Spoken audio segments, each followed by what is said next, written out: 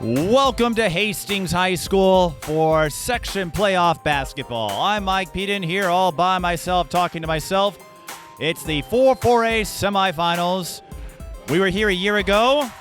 We're back here again. Semifinal 1 features the White Bear Lake Area Bears and the Cretin-Derham Hall Raiders. White Bear Lake knocking off Eastridge and the Raiders knocking off St. Paul Central to make it into this round.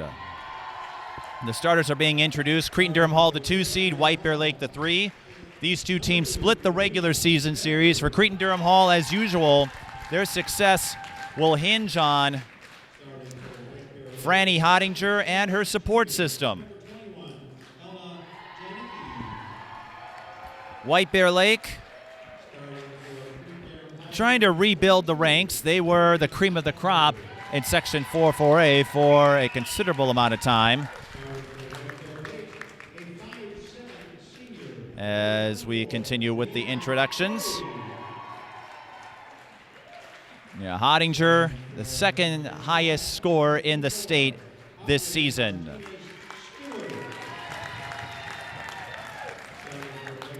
The wild card for the Raiders will be Franny Hottinger. We know she's going to put up her points. But Audrey Martinez-Stewart is going to be the wild card.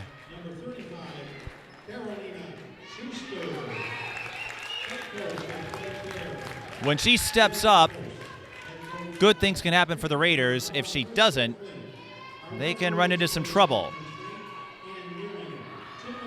So the starters have been announced. We will do the same. Cretin-Derham Hall will start Sydney Jackson, Maria Bedford, Franny Hottinger, the Lehigh recruit, Audrey Martinez-Stewart, the rising sophomore, and Carolina Schuster. White Bear Lake will start Courtney Crouch,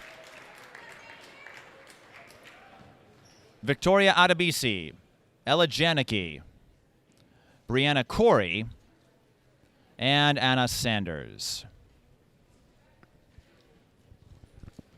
The White Bear Lake doesn't have a lot of big hitters on the offensive side. They're not a team that runs up the score as much, but they went on, or I should say picked up a big win late in the year, knocking off Roseville 63-35, a 28-point win. White Bear Lake will wear the white. Cretin-Derham Hall will wear the purple.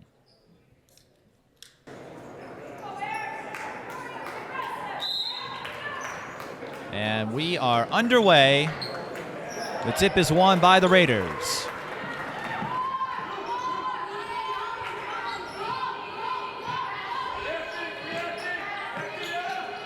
Bedford out to Sydney Jackson, Franny Hottinger.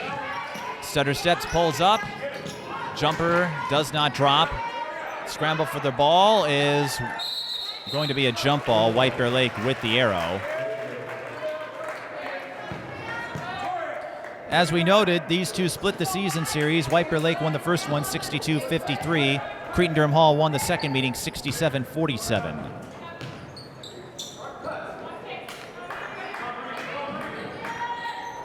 And both teams picking up comfortable wins over their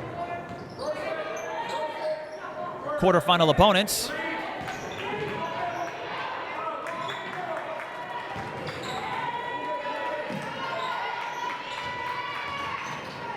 Here's Courtney Crouch. Denied. Sydney Jackson will bring it up. Finds Bedford. Bedford had nowhere to go. White Bear Lake wanted to travel, and a foul on Franny Hottinger.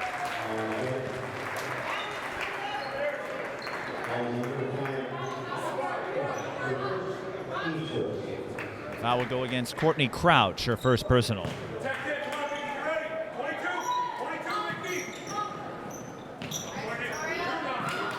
Bedford out to Audrey Martinez-Stewart. Audrey, in the games we covered, came up big, and Crystal Flint really likes her progression, calls her a pest out there.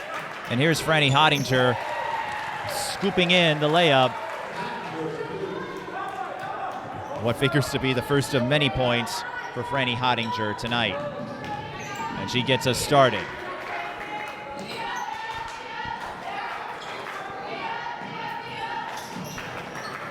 White Bear Lake looking to make a move. Deep three. Ella Janicki can't hit it. Went off the back of the iron. Audrey Martinez-Stewart scoops up the rebound. Finds Franny Hottinger. To Sydney Jackson for three. Short, and the rebound goes into the hands of Ella Janicki. Janicki kicks out. Sanders for three. Missed everything. Offensive rebound. White Bear Lake not giving up with those deep balls, but a little too deep there.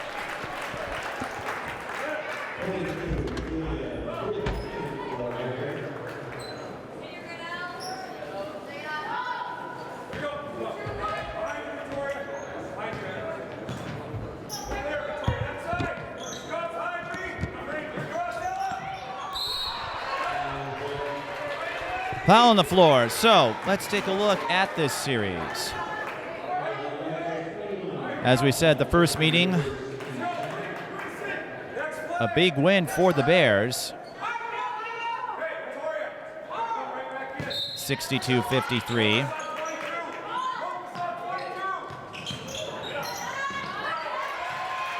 And the Bears get the steal, but they will not be able to complete the fast break play.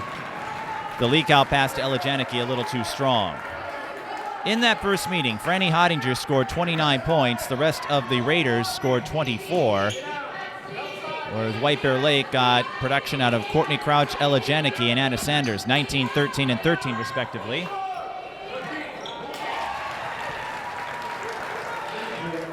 And Hottinger off to a 4-0 start.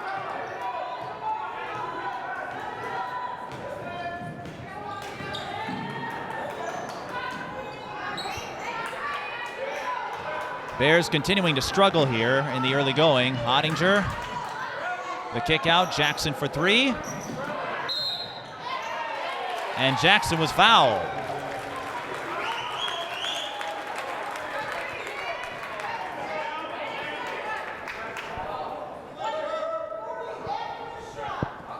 Foul occurred after the shot.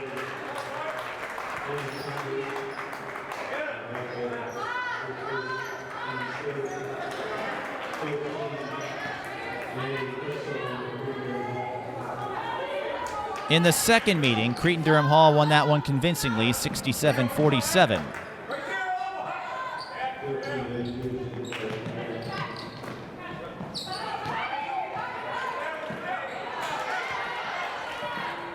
Entry pass.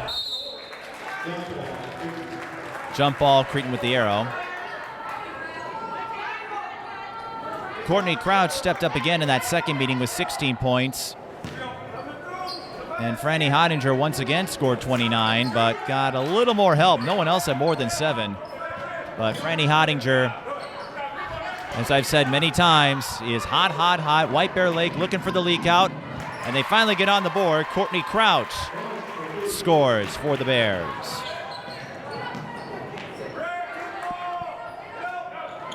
It's 4-2. Jackson to Martinez-Stewart.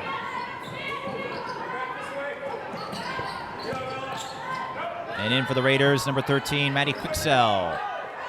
Cretin-Derham Hall unable to get that three-point stroke going. In fact, neither side able to knock down their shots from distance. Three does not fall for Courtney Crouch. Here's Anna Sanders, out to Crouch. Kicking out to Janicki.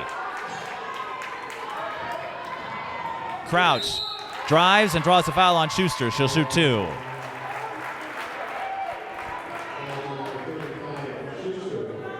Crouch, one of the double-digit scores for White Bear Lake, but they don't have that runaway score like Stillwater does with Sarah Scally or Cretin-Derham Hall with Franny Hottinger.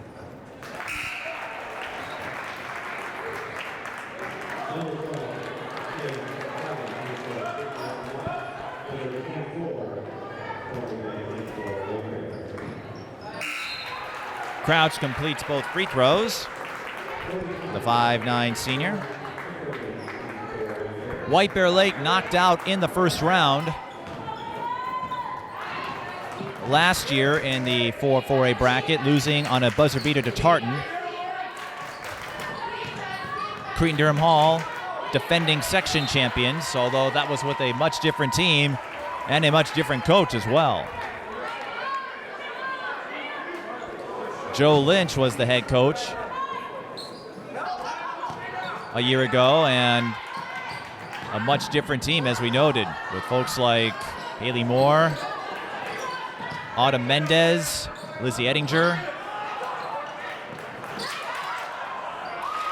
A fortuitous situation for Franny Hottinger.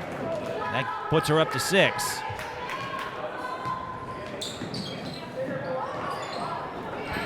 I'm going to remember my notes next time. White Bear Lake unable to knock down the transition look. Raiders looking to run. Martinez Stewart lost it. Hottinger able to save it. And drawing the foul there is Maddie Quicksell.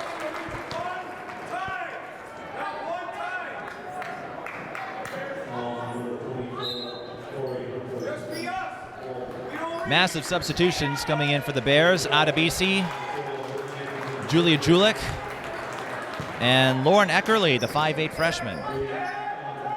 White Bear Lake, one of those teams that can hang with some of the higher level ones for a while, but sustaining it has been difficult. Although that second win over Roseville, perhaps a turning point. I spoke with Jeremy Post, traveling violation on Franny Hottinger. And he told me Roseville is a team that likes to bully you, and we just simply did not allow Roseville to bully us in that second meeting, hence that 28-point win. And Roseville, as you know, a team not necessarily built to chase from behind. Maddie Quicksell stays with it, gets the block.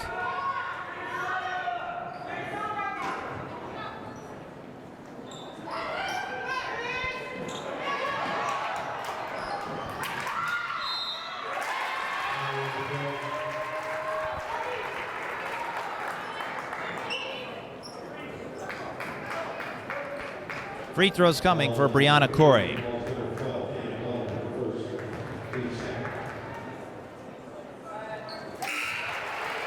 And she gets on the board.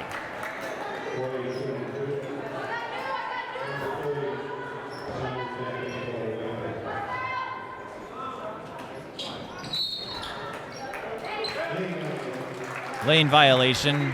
Wouldn't have mattered. The free throw was off the mark anyway. White Bear Lake maybe a little jumpy here at the start.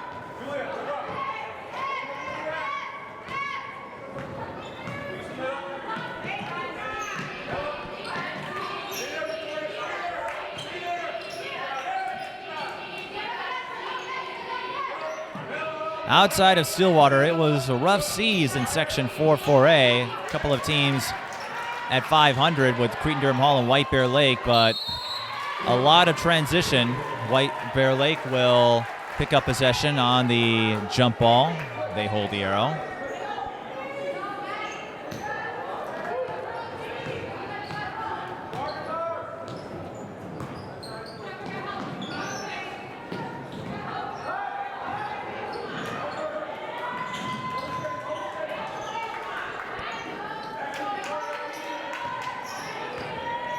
Three on the way.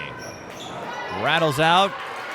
Offensive rebound to Adebisi. That will give Anna Sanders another try. And Anna Sanders makes the most of it. Michaela Holton-Adams to Hottinger for three. It's pure.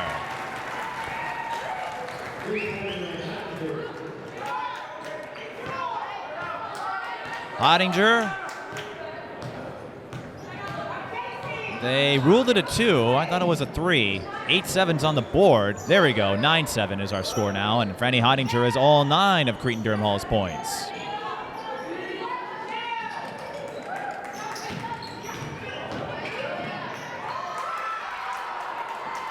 Julia Julik saw a lane. Another jump ball. Cretin with the arrow this time.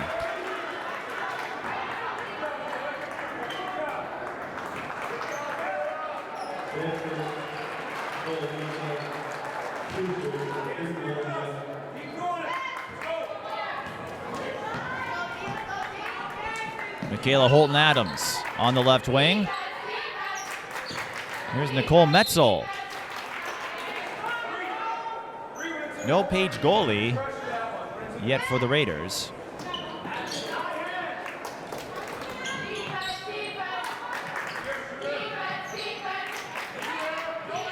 Holton Adams, entry pass. In traffic, Anna Sanders with the pick. Waited for the rest of her team to get down there. And then a traveling violation on Brianna Corey, the 5'7" senior. Single elimination. Winner goes on. The loser sees their season end tonight. And with the changes to the state tournament, every section champion is guaranteed at least 2 games of the consolation bracket. Cretin-Derham Hall won that, effectively placing 5th. White Bear Lake on the run out. Courtney Crouch completes the transition play.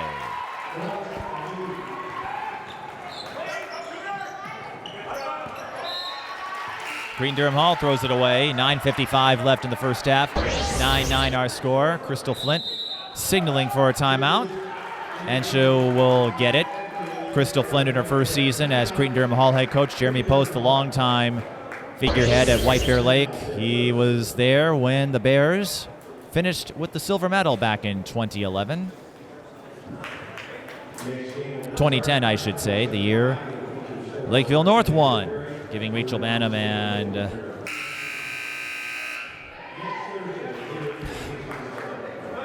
Cassie Rochelle. Why is her name so elusive? Banham and Rochelle winning their lone state title together.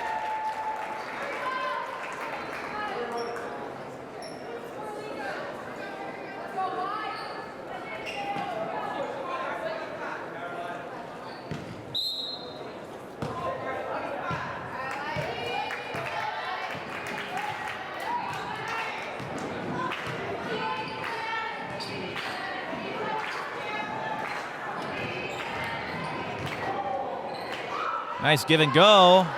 But the Bears can't cash in. Nevaeh Hughes was off the mark.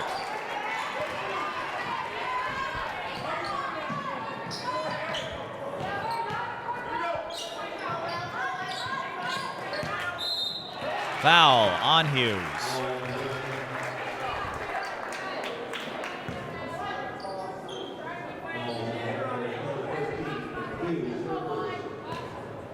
Just the first personal on Hughes, but Cretin-Derham Hall having a foul situation here. They picked up their 5th. Another transition opportunity. Another blown layup. Putback is no good. Hughes scrambling, and her hustle nets the Bears another opportunity, and then a foul on Sydney Jackson. But a rough start for these two teams, and in particular for Cretin-Derham Hall. Well, it's not an easy situation when your quarterfinal was a runaway win. And I mean runaway.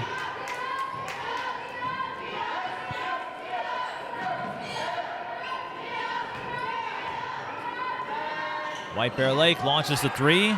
Neither side is yet, or I should say, White Bear Lake has yet to knock one down. Franny Heidinger has 1 triple for the Raiders.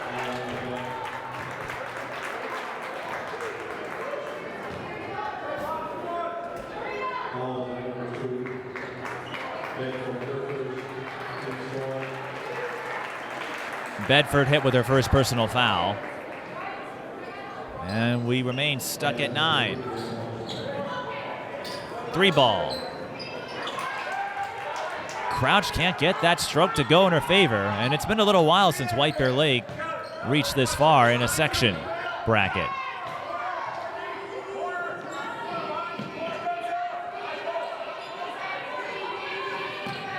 Holton Adams walked. Well, what you have with White Bear Lake, a lot of role players, in Cretin-Derham Hall, a lot of younger faces. Audrey Martinez-Stewart, the sophomore. Sydney Jackson, another young gun. Holton Adams.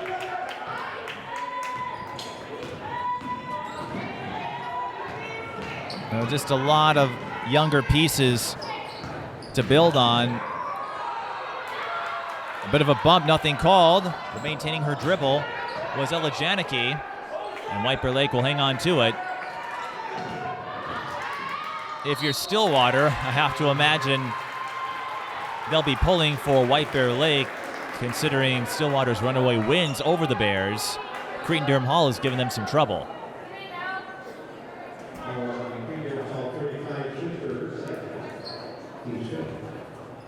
Free throws coming for the Bears. And nothing going in for Ella Janicki or just about everyone else. White Bear Lake, as we know, can hang with those higher teams, so the potential is there, but they need a few things to go their way. We covered them earlier in the season where they played Eastview well for 27 minutes, and Apple Valley, they had a chance to win it.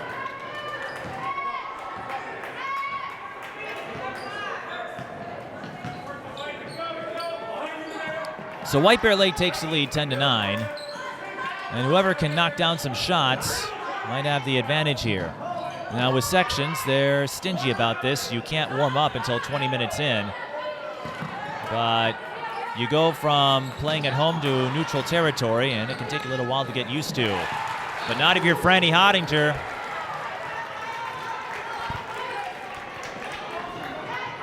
Scored a school record 51 points in the second meeting between Cretin-Derham Hall and Stillwater back on February 19th, and a bevy of 30-point games this season. Traveling violation. Raiders up 11-10.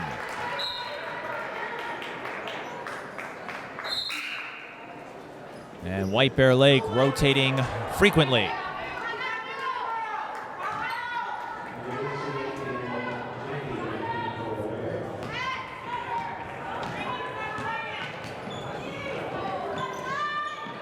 Three ball. Ottinger unable to hit. And this is reminiscent of the regular season meetings between these two. Franny scoring a lot of points, but not much help elsewhere.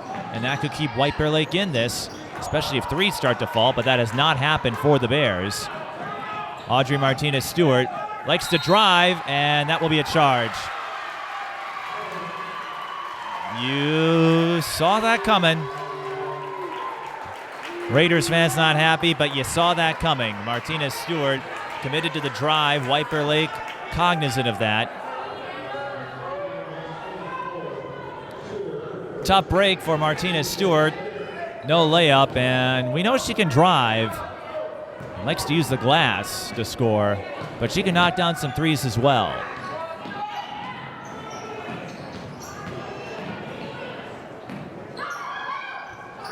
Lining up the three. Another miss for the Bears.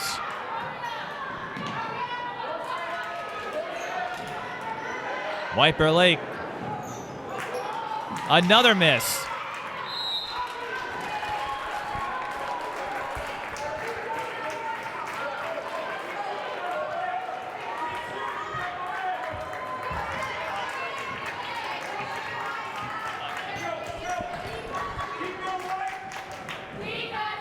White Bear Lake, if they could get some of these threes to drop, we might have a different story. Martinez-Stewart, again, using the glass. Schuster tried to feed Hottinger, but an ill-advised pass, and White Bear Lake again. White Bear Lake, a bevy of chances to blow this game open, to put some pressure on the Raiders. Nothing doing.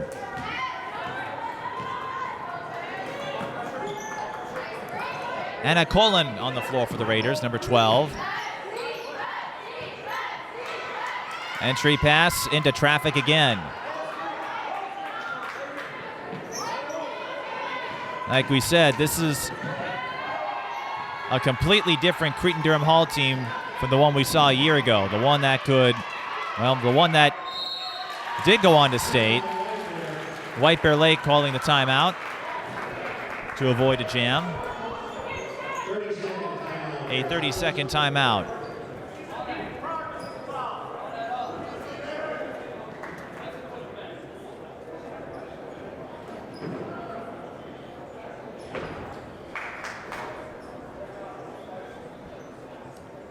And a reminder that we will be here on Thursday for the section championship.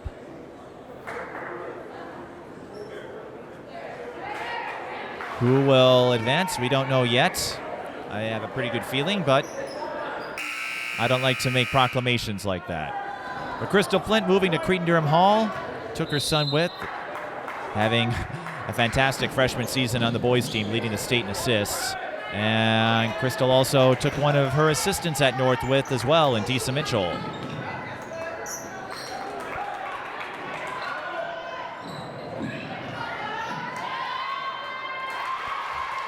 Adebisi with the kiss off the glass. Nice play by the Bears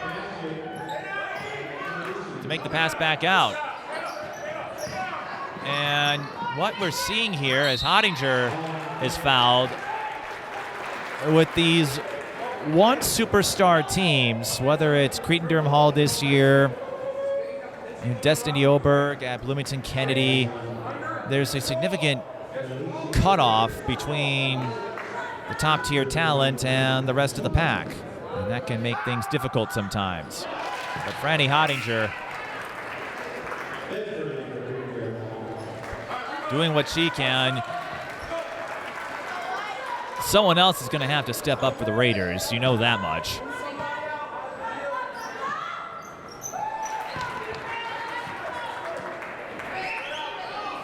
But Franny's one of those players.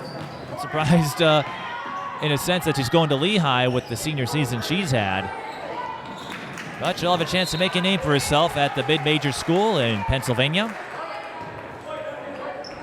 A hotbed of Minnesota talent. Anna Harvey at Lakeville South will join her next year at Lehigh University. Emma Grotehouse, the Mahtomedi graduate. Another Lehigh commit. White Bear Lake swings it around. The corner three missed everything. Hughes, another brick from three-point range. And Sydney Jackson waited a little too long to get that play in motion. 13-12. Franny Hottinger outscoring White Bear Lake by herself, but Cretin-Derham Hall can't expect her to do it alone. All 13 of them. Well, she had 29 in the regular season meetings. White Bear Lake sees a lane, and Courtney Crouch draws the foul. She'll shoot two, both teams out of fouls to give.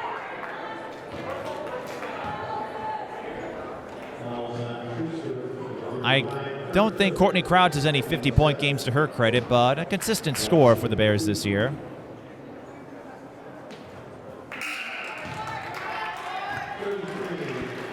And here comes Allison Nader for Cretin-Derham Hall, with Carolina Schuster picking up her third foul. Crouch missing both. Audrey Martinez-Stewart thought about it. Raiders swing it out. Hottinger not open for the three. Drives and scores.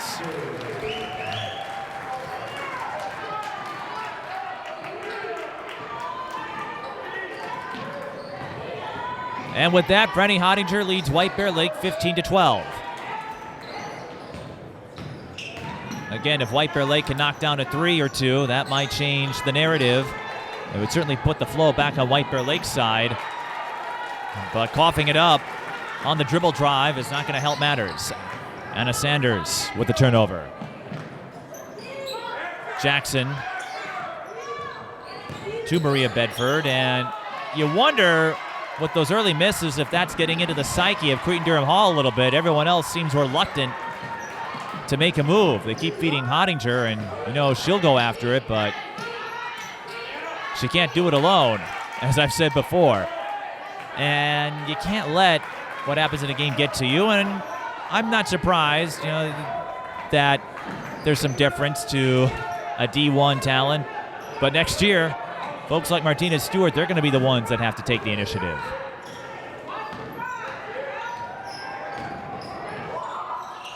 Drive denied. And Bedford straddled the baseline. You just see quite a few unforced errors here from these two teams, and if Stillwater is able to beat Woodbury and reach the section final, this is not a good segue or a prelude. I guess you'd rather have this happen in the semifinals as opposed to the final for whoever wins it. But Banking in the three-pointer. That might help matters for White Bear Lake. Ella Janicki finally gives the Bears their first triple. Audrey Martinez-Stewart used up the dribble. Bedford, again in traffic. You just see a lot of contested shots and questionable shot selection outside of Hottinger right now. White Bear Lake fires another three. No good. Hottinger with the board. She lost it. Jump ball. White Bear Lake with the arrow. 2:19 left in the first half.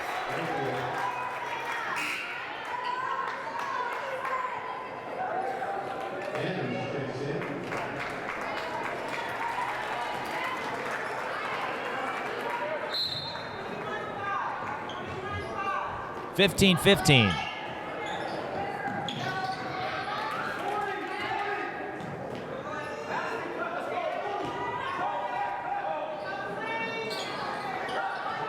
Nevaeh Hughes. Three goes off the back iron. Martinez-Stewart chases down the rebound. Skip pass to Holton Adams. Holton Adams launches the three. No good. Hottinger. I don't know how she got the rebound. Who had 2 or 3 jerseys around her on the weak side. Franny, a big movie buff. Last time we spoke and talked about her pregame ritual of oatmeal and a turkey sandwich.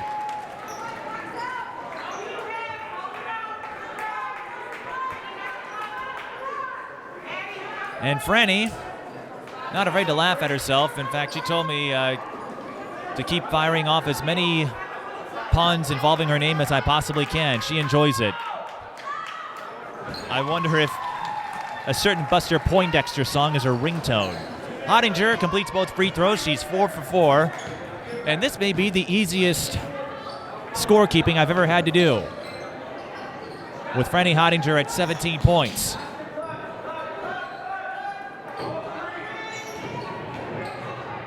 Stepping into a three and knocking it down with a friendly bounce from the rim is Anna Sanders. Hottinger went inside to Nader, and another traveling violation. Again, sloppy ball control here, and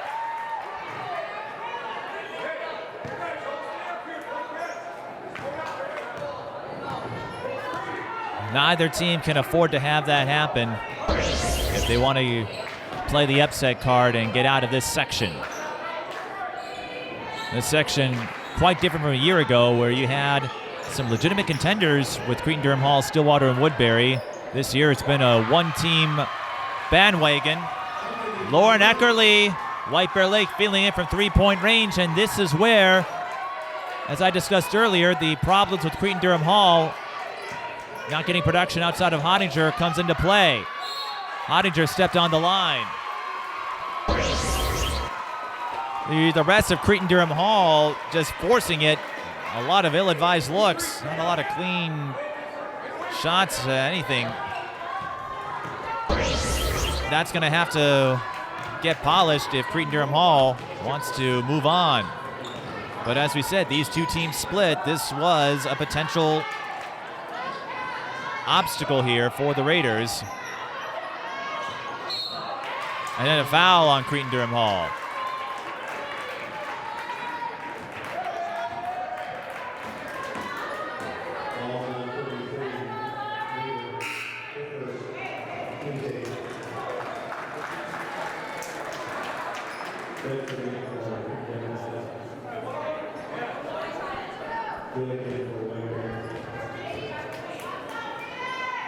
One and one for the Bears. Eckerly knocks down the front end. It was White Bear Lake. They're spreading it around. They haven't knocked down a lot of threes, but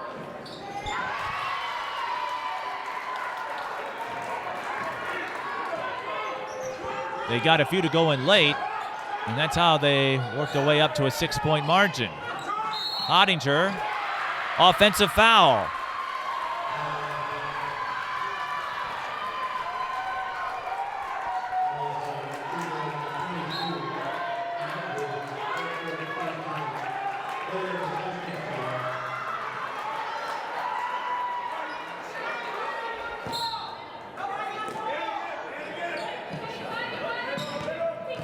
White Bear Lake with a chance to put a stamp at the end of the first half.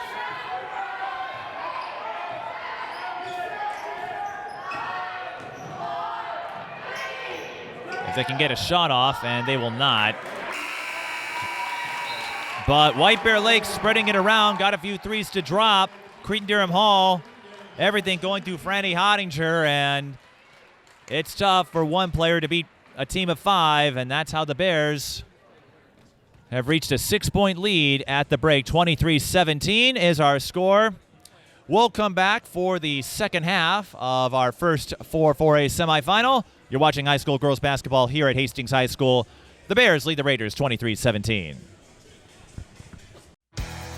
If you'd like to sponsor a TSB television broadcast, Patreon is the place. Sponsorships start at just $1 a month. Visit patreon.com/TSB television and make a pledge for premier Twin Cities sports coverage. Upsets galore in section play. A couple of 1 seeds have fallen by the wayside in semifinal Saturday. Park Center knocked off by Spring Lake Park, and we just got an update from Kevin Anderson.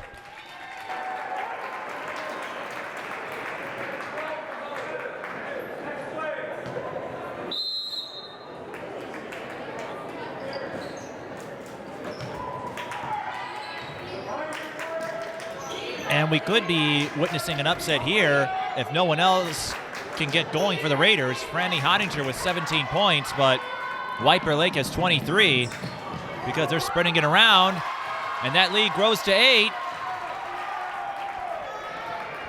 Ella Janicki scores the layup, and a much-needed three-pointer for the Raiders.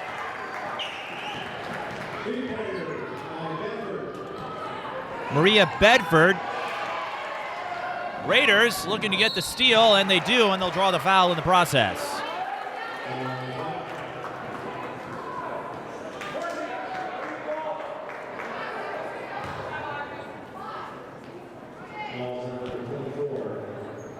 And Centennial took care of Roseville easily, so several top 10 teams are out of the running before the section final, but historically, the semifinals, this is where crazy things can start to happen. So in Section 5, Centennial looks like they have a clear path to state, and in Section 1, Farmington's loss, a huge boon for Lakeville North.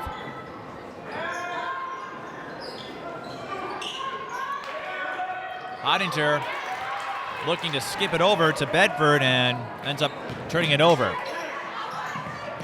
White Bear Lake in transition again. It's Adebisi. Adebisi, the 6-foot senior. And then she's hit with a foul as Quicksell tried to drive it up.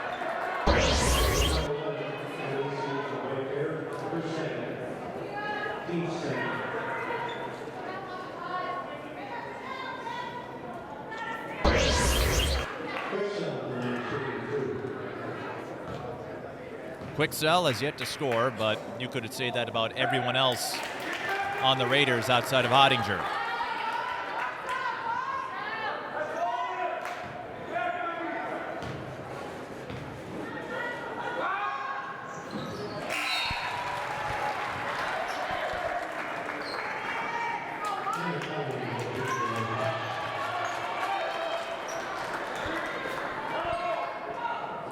Quicksell will have to settle for a split.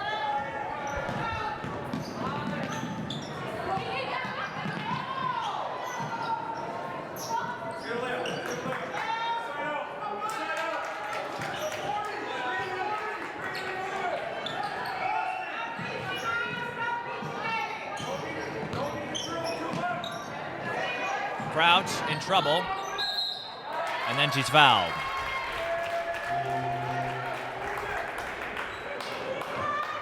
Stillwater and Woodbury will follow after this game. That game will start at 7 o'clock, no sooner than that.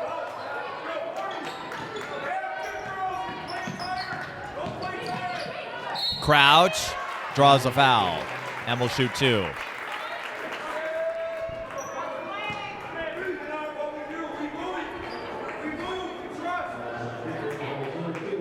So some surprising results. Roseville, though, well, their team not necessarily built to come from behind. As Crouch converts the front end. Spring Lake Park, that's a big surprise win over Park Center. It looked like the Pirates had returned to form with that sophomore duo of Tanae Griffin and Adalia McKenzie. McKenzie, one of the top 10 scorers in the state. Her season comes to an end. She'll have to try again next year. Audrey Martinez-Stewart, no good. That stayed in play. Hottinger. Well, how many times have we seen that? You go up, you throw up the second chance bucket right away and get nothing out of it.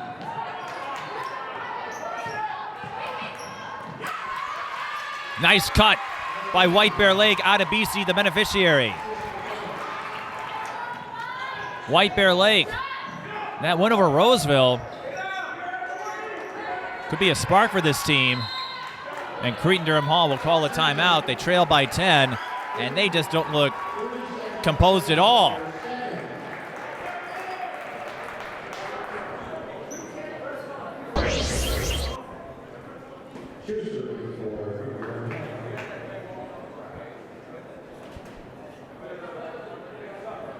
Semifinal 2 awaits us between Stillwater and Woodbury. A reminder, if you want to support a TSB television broadcast, you can do so on Patreon and PayPal, patreon.com/TSB television or paypal.me/TSB television. Right now, it's Cretin-Derham Hall who's in need of support. Big time.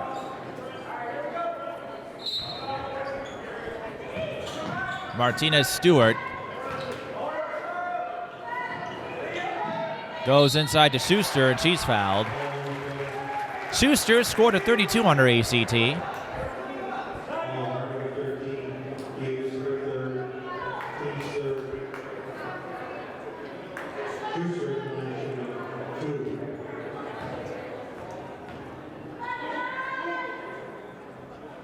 And in the case of Cretin-Derham Hall, however this result plays out, Tanisha Scott, De La Salle's head coach, told me when the Islanders knocked off the Raiders, as Schuster bricks at the line, we have a strong team game. We can use that to contain superstars and other teams. So in the case of De La Salle, all you had to do was put a lid on Hottinger. 3 is off the mark. Romana Sanders, Raiders, they need something to go their way, and that's not going to get it done. I just think from the looks of it, you have a team that's a bit apprehensive.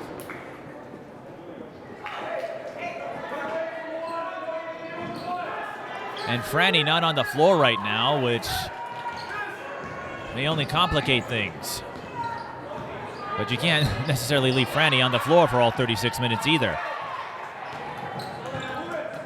This is a team, again, they split the season series. Cretin won the second meeting by 20. White Bear Lake looking to run away with this. Courtney Crouch knocks down the 3, and it's a 13-point advantage. A lazy pass by Sydney Jackson. And White Bear Lake will score in transition again. Courtney Crouch.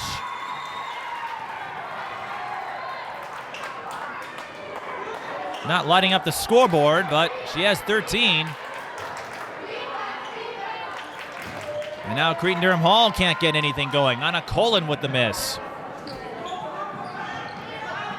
The Bears up by 15, and I'll say this much. If Stillwater reaches the final, they'd have to be feeling pretty good, although, as we said, if White Bear Lake, if they've turned the corner as some of their recent results suggest,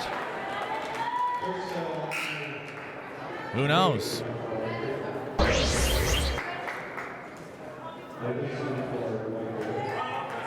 But it's not looking good for the Raiders.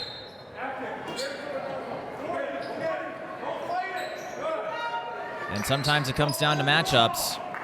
And with the rest of the Suburban East all beating up on each other, certainly in the case of Section 4-4A, you figured, the number 1 was clear. Everyone else had a chance.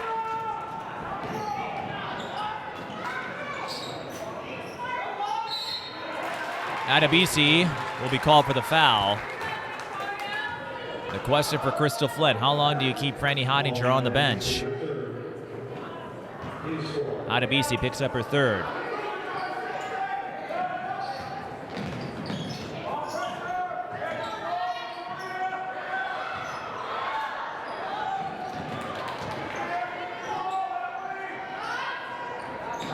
No good on the three-pointer by Cullen, and Martinez Stewart can't get the rebound.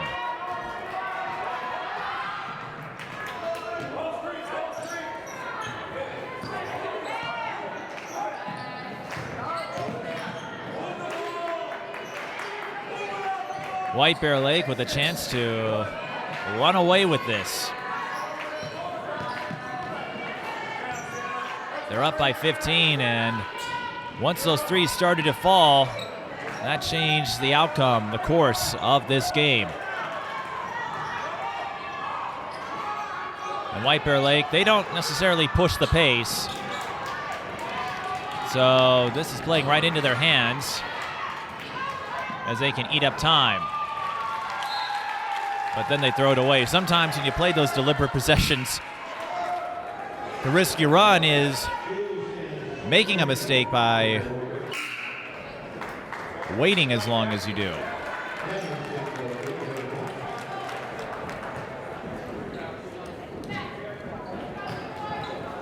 But again, it's been rough seas for the rest of the section outside of Stillwater. The Ponies ran through the tables in conference play, had one close game with Roseville, and that was about it.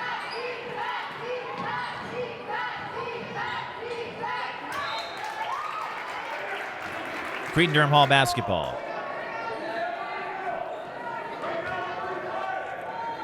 And the fact that the Raiders have been shuffling their lineup more than usual says a lot about the difficulties with this team. Again, they're the defending section champions, but everyone on that team outside of Hottinger graduated.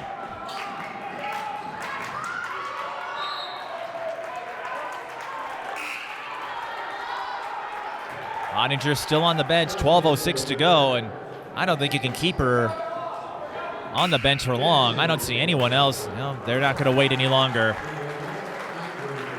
Because Cretin-Derham Hall, they had a couple of tough looks. They just don't seem to have any cohesion when she's not on the floor. Jackson for three. I think someone got a piece of it. 12 minutes to go.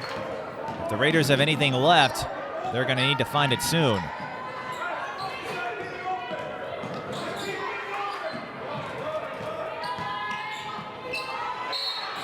Jump ball, White Bear Lake with the arrow. Holton Adams got in there for the strip.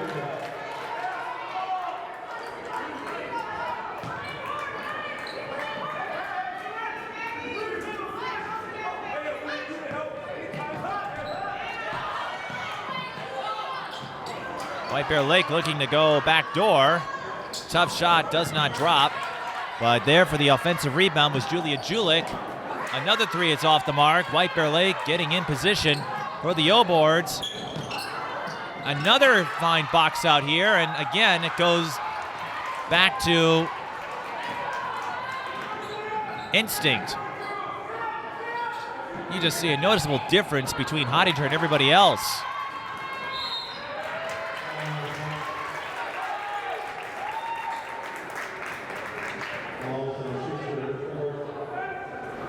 Schuster picks up her fourth. You know, some teams might draw up their game plan to stop an opposing team's top score. For White Bear Lake, that's putting pressure on everyone else because they're not as dynamic yet. They can get there, but I just don't see any signs right now to suggest the Raiders have a comeback in them, but we shall see.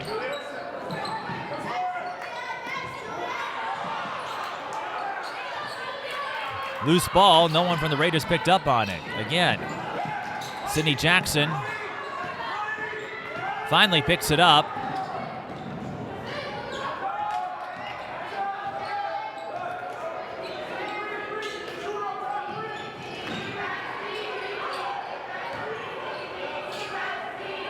And another sloppy turnover. Allison Nader got herself into a trap and had nowhere to go. This is an ugly semifinal, especially for Cretin-Derham Hall. Carrying violation.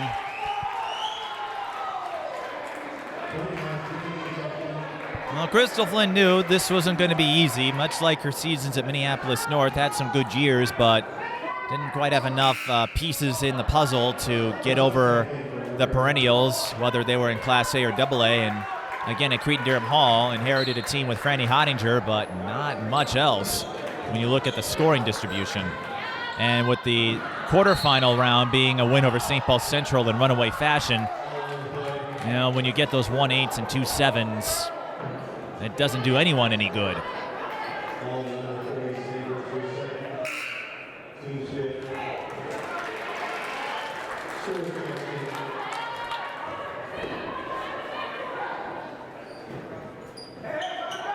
Four points in the second half for the Raiders.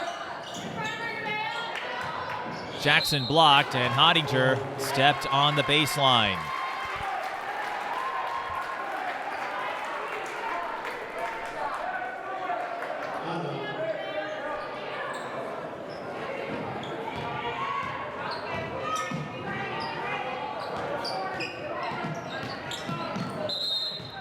Traveling violation on the Bears.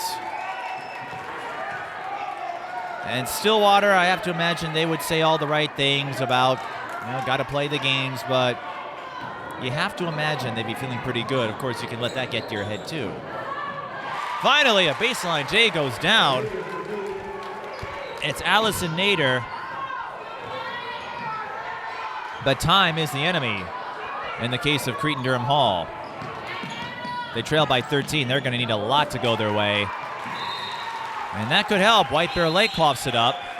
And Jeremy Post will call a timeout. Both teams with 3 remaining.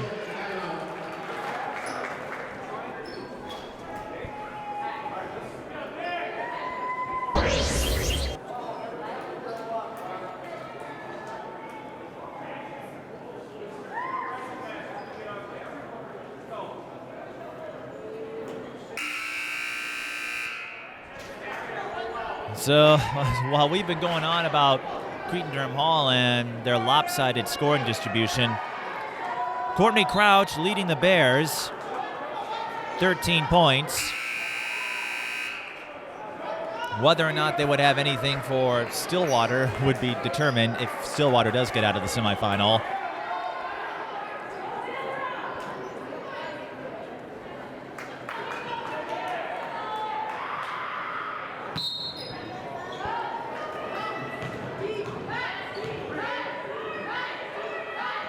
And with Park Center going down and Farmington as well, you have to imagine Audrey Martinez-Stewart gets the floater to fall. You have to imagine whoever wins Section 6 will feel pretty good about their chances of winning state.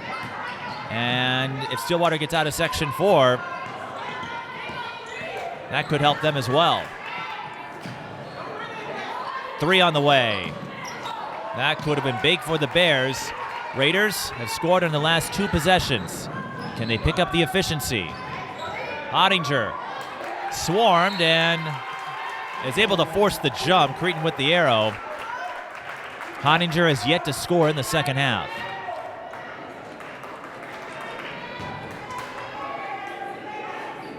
It's an 11-point margin.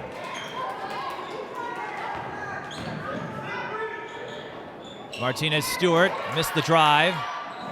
Cretin-Derham Hall tips it. And if White Bear Lake let that go, I couldn't see from up here. I thought it would have stayed or gone to White Bear Lake. Instead, they pursue it, and they give Cretin-Derham Hall another opportunity here with 8:37 to go.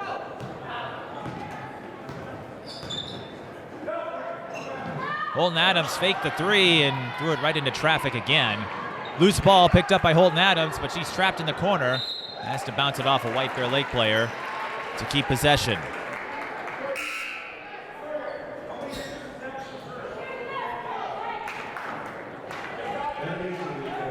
Time winding down.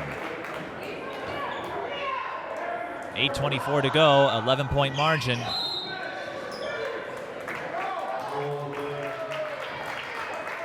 Offensive foul on Cretin-Derham Hall.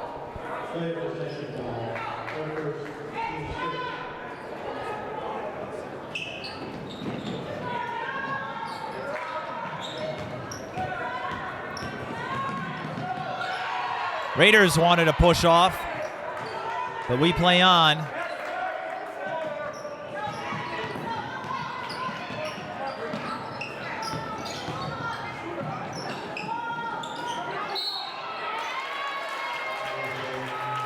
And then a foul on Cretin-Derham Hall. That's their last to give.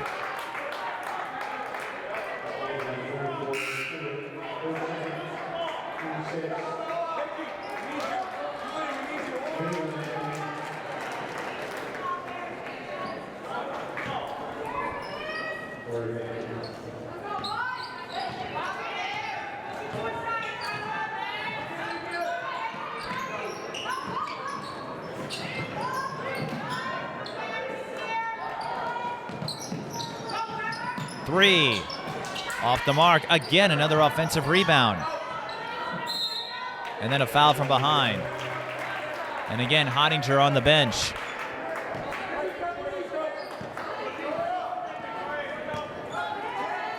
We've seen a lot of top-tier players and teams fall on semifinal Saturday, and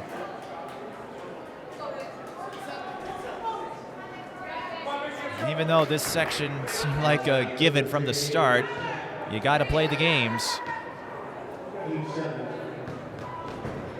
And for Stillwater, some unfinished business here as Adebisi goes to the line, knocks down the front end.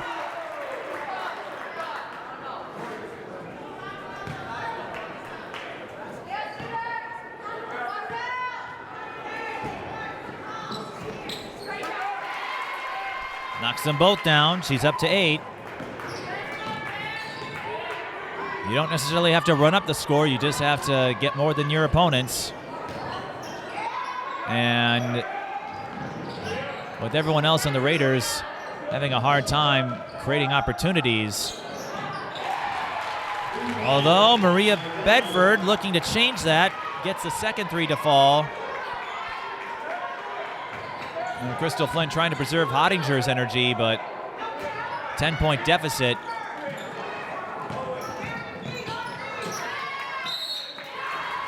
And then a high-low play for Adebisi will result in free throws.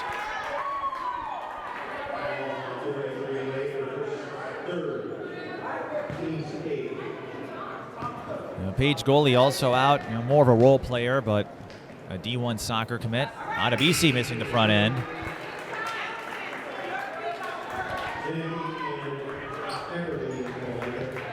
But for White Bear Lake, we were speaking of unfinished business in the part of Stillwater. The Bears had never lost a quarterfinal section game before.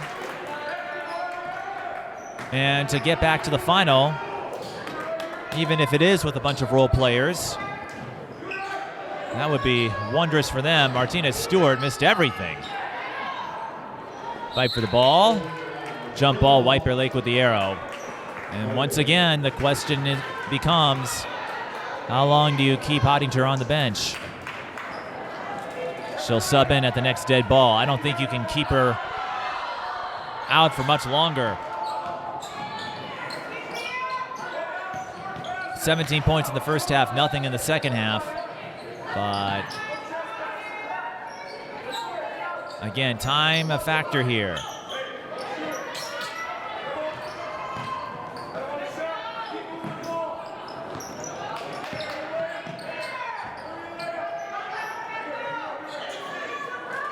White Bear Lake, they have no reason to push the matter here. They'll wait for an opening. Green either will have to foul or try to get the steal.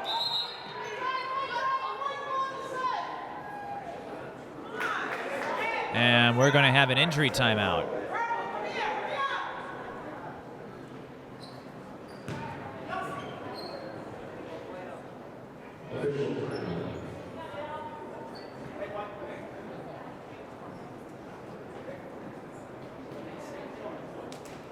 I can't see the number from here. Ella Janicki.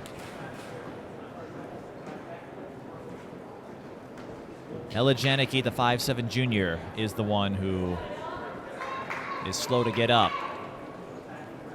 Janicki with 6 points tonight, and one of those threes. And is hobbling, not putting a lot of weight on the left leg. Well, that could be problematic. Janicki, one of the starters for the Bears. That could be problematic, not just for this game, but if the Bears advance.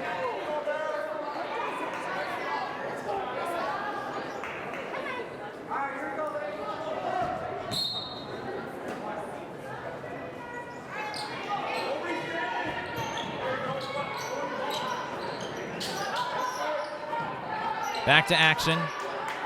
Cretin-Derham Hall in the penalty. The 2-3 matchup has been a danger zone for the 2 seed the last couple of years. Stillwater fell to Woodbury in the battle of 2 versus 3. And Cretin-Derham Hall in danger of bowing out in the section semifinal. Hottinger back in there. Does she have anything left? That's going to be the question.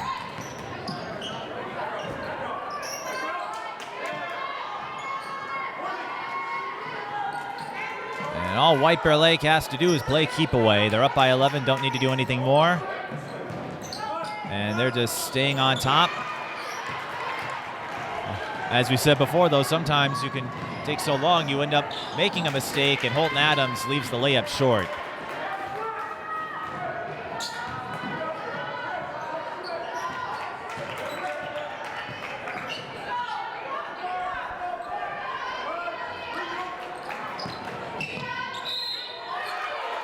Holton Adams tagged with a foul. That will mean free throws for Courtney Crouch. And a chance to ice us, perhaps, when you consider the flow of this game.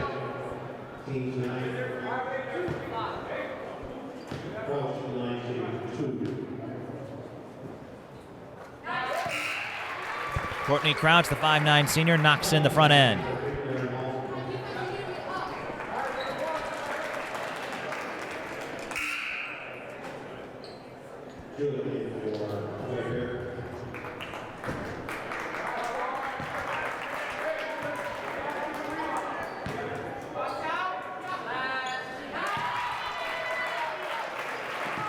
Crouch 6 of 8 from the free throw line. And the Bears back up by 13.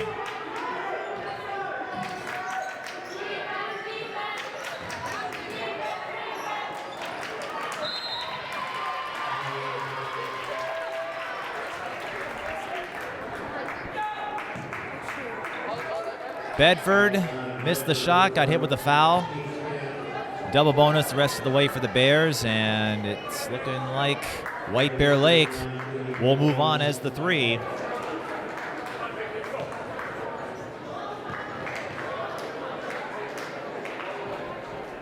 Adebisi adding to her totals. Goes up to 10 with that one.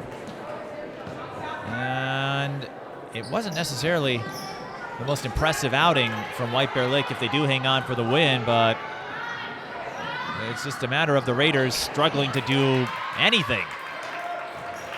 Shots way off the mark, sloppy turnovers, and then a foul on Hottinger.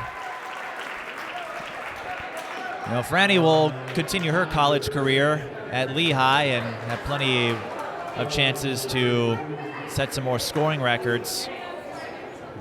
The all-time leader in school history at Cretin-Derham Hall in scoring, single game and career. But looking at what the rest of this Raiders team has coming back next year, well, Crystal Flint talked about the challenge she has going from a 1A, 2A school at North to moving up in 4A and being in the Suburban East Conference. Well, with the Bears up by 16, next year, looking at who's coming back, I think they're going to find out just how challenging it really is at the 4A level. Franny Heidinger to shoot 2. That gets her on the board. Again, had not scored until that point in the second half. But it's tough. To win games by yourself, you need support, and the Raiders just didn't have enough of it consistently. And when you look at the box scores from these 2 games, they get the steal. That was Maddie Quicksell. 3 ball. That looked off, and it was. Ottinger was fouled. Cretin-Derham Hall in the bonus here. 1-1 coming up.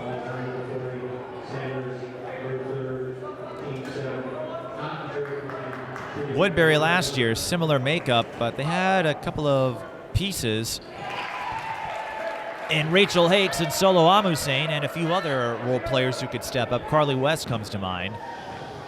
And that's how they were able to push Cretin-Derham Hall to the limit.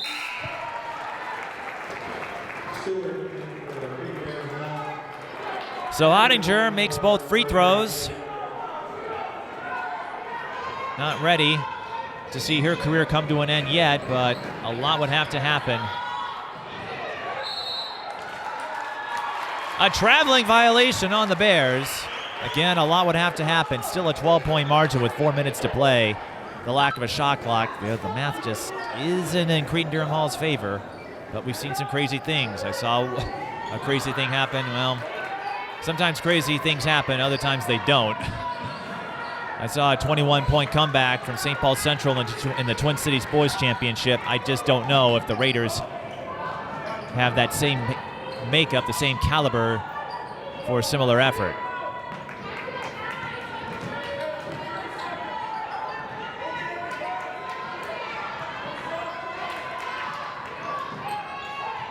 .330 to go. White Bear Lake will just eat up time. They'll go back door, and Nevaeh Hughes with the easiest layup she may get all season. That gets her on the board, and you can put White Bear Lake through to the final round. As Lauren Eckerly gets a steal, White Bear Lake calls a timeout, 3:09 to go. This was a team that got a spark when they knocked off Roseville in that second meeting, and it goes back to what Jeremy Post talked about, refusing to be bullied around. And if you can get up on Roseville, they're not built to play from behind. Cretin-Derham Hall, just not much out there outside of Ottinger. I know I've beaten that several times over, but that is the reality of the situation. Stillwater and Woodbury will be the second semifinal. And if you're watching this on TV or on YouTube, if you're watching this on YouTube, you'll be able to check out that link. We're on tape delay coverage here per MSHSL rules. But looking at this section and several others, every year you see the calls. I don't know if or when it will happen to dump the sections in the bigger classes and seed the field from the start.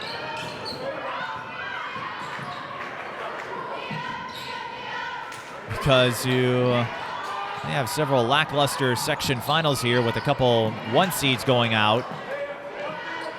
But we've seen it when you get to the semifinals, those 3 seeds, 4 seeds, they have enough gas to make a run and stage an upset. It was Minneapolis South last year that surprised everybody by beating Wayzata. Spring Lake Park and Lakeville South playing the Cinderella story this year. Double dribble on the Bears, but there just isn't enough time. And with the changes in the section, Cretin-Derham Hall graduating just about everyone responsible for that state tournament run. Woodbury graduating their do-everything player in Rachel Hakes. And with the pieces coming back, it just played out that way where Stillwater was able to pace the field. Ottinger drive off the mark. Holton Adams with the O board. Martinez Stewart. That looked off, and it was. Tartan lost in the quarterfinals to Woodbury. There's still some turbulence to be sorted out there.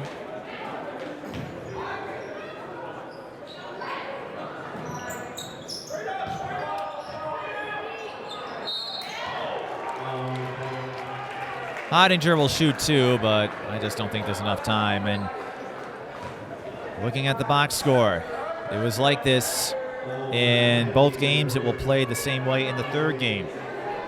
White Bear Lake's defense and Cretin-Derham Hall's offense, and particularly the lack of fluidity as Adebisi fouls out, but I don't think it's going to make much of a difference.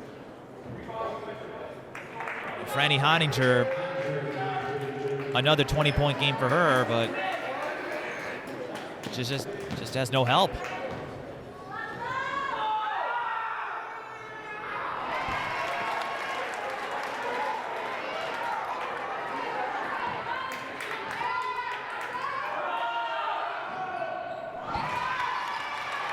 Hottinger knocks down both free throws, and a lot of credit belongs to White Bear Lake. They were relentless on the three, even though it wasn't going in. Traveling violation on Courtney Crouch, and if they're able to hang on for this victory, they hit just enough of them. They're going to need to pick up their efficiency if they want to win that final, presuming Stillwater makes it out of their semifinal as Hottinger missed the drive. But White Bear Lake found themselves open, passed the ball around, set themselves up for a few threes. They only hit 4 of them out of 24, it seemed. But they did enough. And sometimes you don't have to be great, just good enough. Timeout, Cretin-Derham Hall. So for a team that had lacked signature wins and had a difficult time closing out against high-level competition, that win over Roseville, and it wasn't just a nail-biter that they had to sweat through. It was a 28-point runaway. And now in position to get a win over a Cretin-Derham Hall team with Franny Hottinger and go 2-1 in this season series.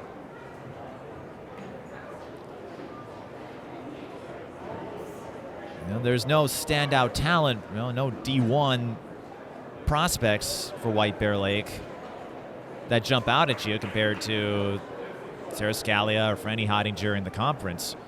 But for the folks coming back, they can use this as a springboard. And for Crouch and Adebisi, they're not ready for their season to end yet.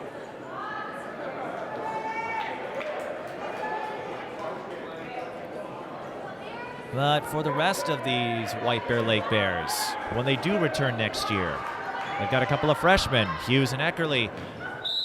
And this is the building block, and Jeremy Post said, we got to go back to doing the little things right, celebrating the small successes after years of it when it was White Bear Lake making state all those years out of Section 4.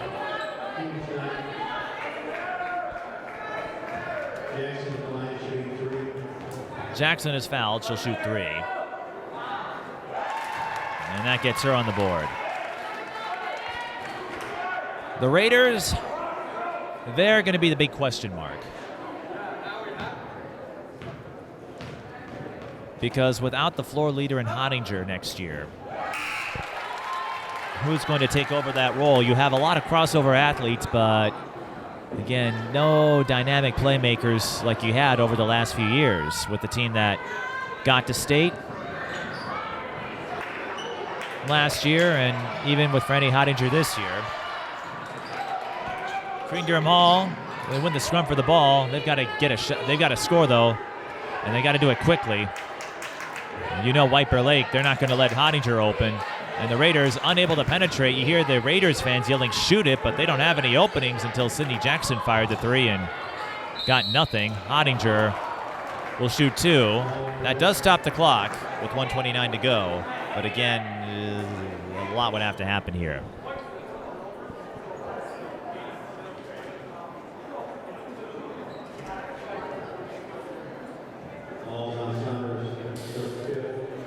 Sanders picks up her 5th. She'll be done.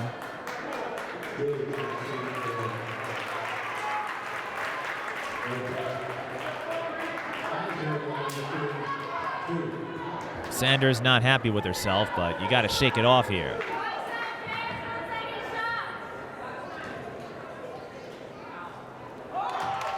And that's Hottinger's first miss at the free throw line. Not something you can afford.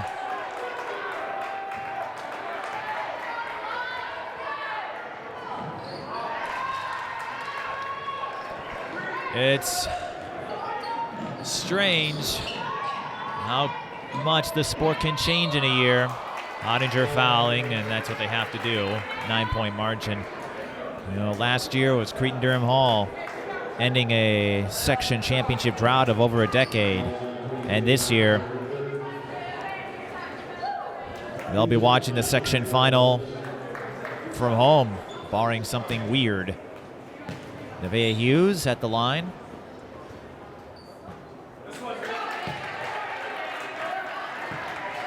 And that leaves an opening, perhaps. And as much as Cretin-Derham Hall has struggled, as Hughes will settle for a split, we got to give credit to White Bear Lake, that lockdown defense, keeping Franny Hottinger at bay in the second half. Martinez Stewart looked off. Martinez Stewart, a rough game from her today. We've seen her come up clutch in some big wins. When Cretin-Derham Hall got that win over Simley, and she gave Stillwater a challenge in their first meeting.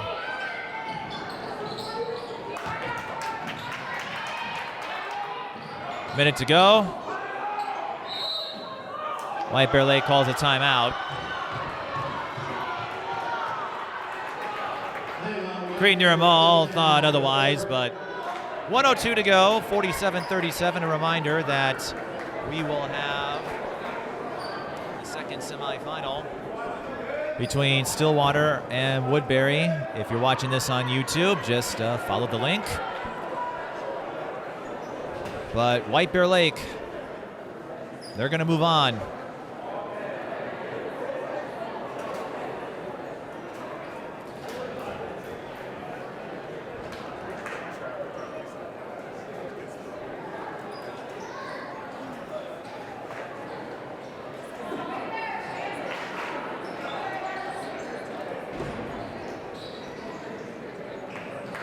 We'll have some other section semifinal results soon, but I'd say the biggest was Park Center losing to Spring Lake Park and Farmington and Lakeville South. Again, not necessarily results you were expecting.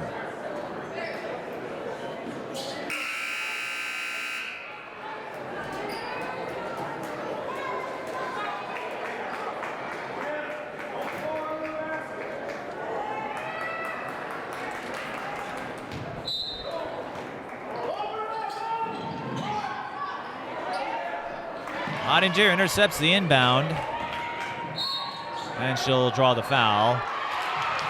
They'll give her continuation. Oh my goodness. Well, if nothing else, it gives the Raiders one more highlight. That makes it an 8-point game, but I just don't think there's enough time. Hottinger missed the free throw. White Bear Lake looking for the leak out, and they get it with Brianna Corey. 45 seconds. White Bear Lake just going to run out the clock. Cretin-Derham Hall, they're going to have to foul here to try to extend the game. White Bear Lake, they're not going to cough it up.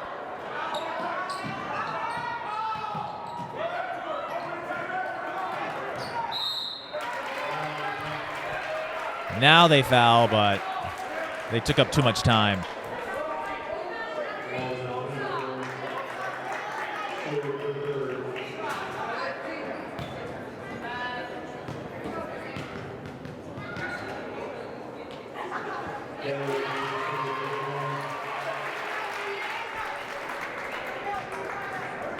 Academic free throws here. for Brianna Corey. But she makes them both. White Bear Lake eliminated in the quarterfinals last year. They're going to rebound and reach the section final this year. Hottinger, another miss.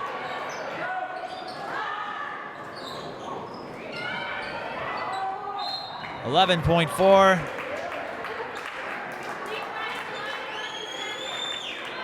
This is going to be a tough night for Cretin-Derham Hall. I think they were eyeing another shot at Stillwater, but it was not meant to be. White Bear Lake with another upset run in them. They knocked off Roseville earlier this season. They're going to knock off Cretin-Derham Hall and play on Thursday in the section final. A big rebound for the Bears after suffering elimination in the quarterfinal round a year ago to Tartan. 49-39 is the final. Courtney Crouch, your leading scorer for White Bear Lake. Franny Hottinger, another fine performance out of her, 26 unofficially. But once again, it was Franny Hottinger and no one else to help out. We'll try to get a word with Courtney Crouch, who didn't score a lot of buckets, but was clutch at the free throw line. 8 of 10 to finish with 17. You're watching the Section 4 4A semifinals here at Hastings High School.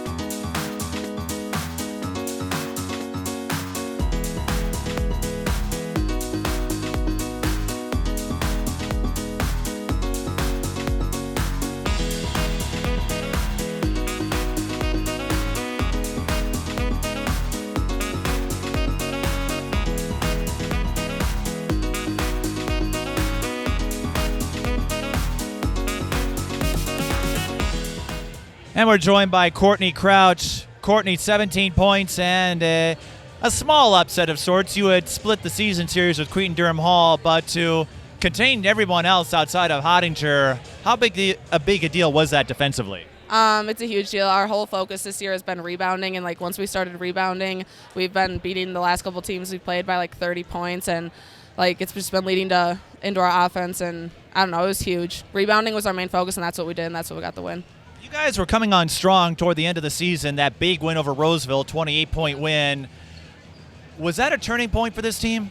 Yes, it was, because Roseville is our rivals. It's always a competitive game, and that was a turning point. We found our toughness, we played together, and ever since then it's been the same. And talk about the adjustments from first half to second half. Franny had her points, but no one else scored. Yep. The second half, you keep her at bay. You went up by 14-15 at one point. I don't know, what was the question? The adjustment. So how were you able to pull away? Rebounding. It's just we weren't making shots at the beginning, and we were rebounding, and we knew that they were going to fall. So rebounding, adjusting to her. I don't know. We were just going to play the same.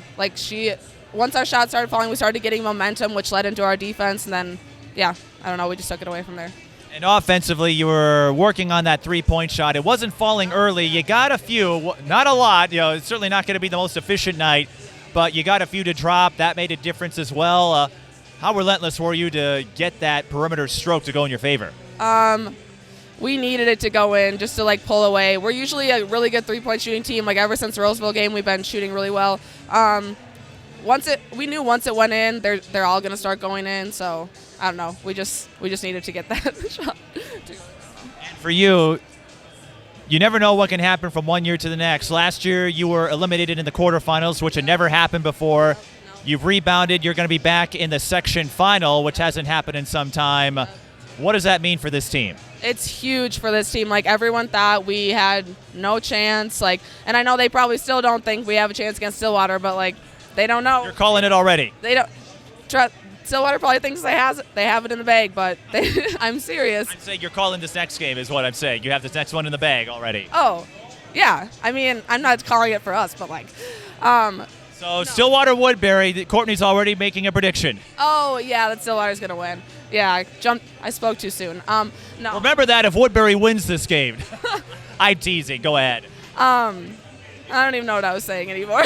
No, just coming back after a quarterfinal elimination to being back in the section final? Oh, it's huge. I don't know. No one gave you a chance. Oh yeah, no one thought that we were gonna be in this position, and no one knows what's coming. Like we upset Roseville by 30 points. I think we can do the same to Stillwater. No one may have thought you had a chance. What about these folks over here? Did they think they had a chance? Did you all think you had a chance? Did you think? The JV squad, they're behind us here. They've all gathered around to salute Courtney here. They all thought you had a chance. Yeah, I don't know. You paused for a minute there. No, did you guys think we had a chance to make it here? Yeah. Okay. Of course they did. They're your teammates. And so did he. I think more people gave you a chance than you thought. Yeah, you're right. All right. You want to say hi to anybody? Everyone that I would say hi to is here, so. Including all these folks right over here. The JV team, I think there's a few varsity members. I see Tristan Lehner over there. Everyone's out here to salute you, Courtney Crouch. We wish you luck on Thursday, but congrats on rebounding to a section final appearance. And, hey, at least your senior season will go on for one more game. Yep, thank you. All right, that's Courtney Crouch. We'll have semifinal number 2 coming up.